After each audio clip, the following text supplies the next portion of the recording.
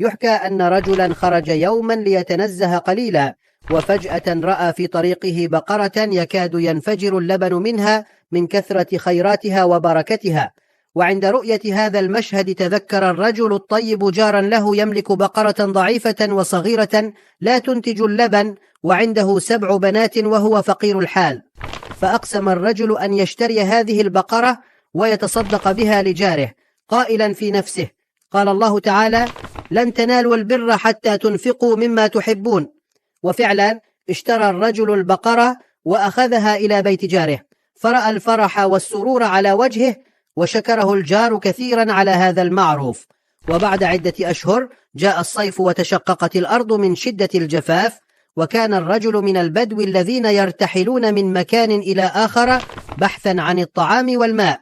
وفي أحد الأيام من شدة الحر والعطش لجأ الرجل إلى الدحول، وهي حفر في الأرض توصل إلى محابس مائية لها فتحات فوق سطح الأرض، ويعرفها البدو جيدا. دخل الرجل الدحل وحده، ووقف أولاده ينتظرونه بالخارج، ولكن فجأة ضل الرجل طريقه داخل الدحل ولم يستطع الخروج.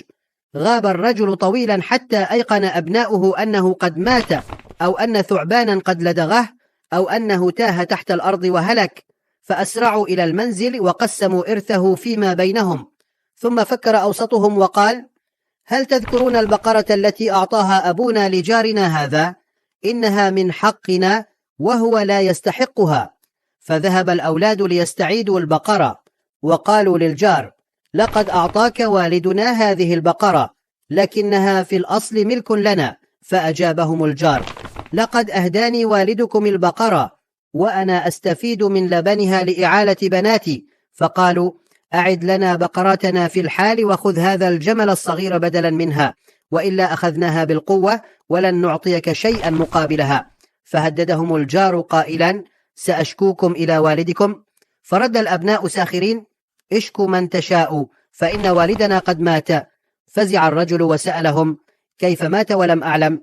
فأخبروه: دخل دحلا في الصحراء ولم يخرج منه حتى اليوم. فقال الجار: دلوني على طريق هذا الدحل وخذوا بقرتكم، لا أريد منكم شيئا. وصل الرجل إلى مكان الدحل، وربط حبلا حول وسطه، وأوصله إلى خارج الدحل، وأوقد نارا ونزل داخل الدحل.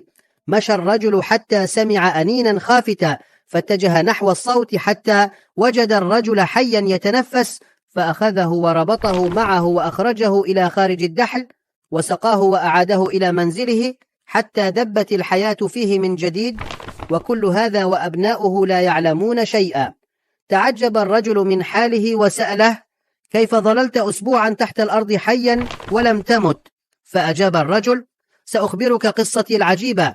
دخلت إلى الدحل ووجدت الماء، لكنني ضللت الطريق ولم أستطع العودة، فشربت من الماء لمدة 3 أيام حتى بلغ مني الجوع مبلغه، فاستلقيت على ظهري وسلمت أمري إلى الله عز وجل، فإذا بي فجأة أشعر بلبن بارد يتدفق على لساني من إناء عال لا أراه في الظلام، وكان هذا الإناء يأتيني 3 مرات كل يوم، لكنه انقطع فجأة منذ يومين ولم أدري سبب انقطاعه. فبكى الجار الطيب وأخبره أن السبب في انقطاع اللبن هو أن أبناءه جاءوا وأخذوا البقرة التي أهداها له من قبل. قال رسول الله: صنائع المعروف تقي مصارع السوء. وهكذا نجا الرجل من الموت بفضل صدقته وإحسانه إلى جاره الفقير من قبل. إذا أعجبتك القصة لا تنسى الإعجاب بالفيديو ومتابعتي ليصلك كل ما هو جديد.